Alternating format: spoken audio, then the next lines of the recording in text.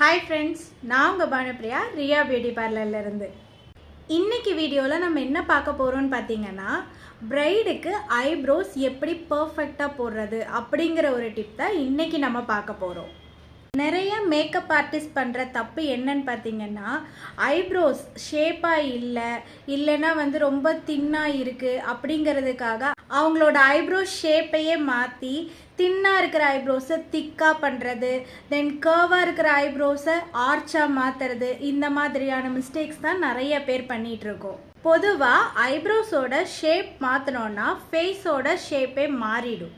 Bright இப்போ ரொம்ப வருஷமாக அவங்களோட ஐப்ரோஸை ஒரே ஷேப்பில் தான் வச்சுருப்பாங்க.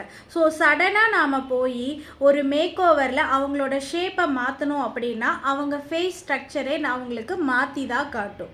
அந்த தப்பை மட்டும் பண்ணவே கூடாது. அவங்களோட ஐப்ரோஸ் எப்படி இருக்கோ அதே ஷேப்பில் தான் நம்ம பண்ணணும். அதில் நம்ம ஒர்க் என்ன இருக்கணும்னு பார்த்தீங்கன்னா, அந்த ஐப்ரோஸை ஃபில் பண்ணணும். அவங்க ஐப்ரோஸ் ரவுண்டாக இருக்கா, ரவுண்ட் ஷேப்பில் தான் நம்ம கொடுக்கணும்.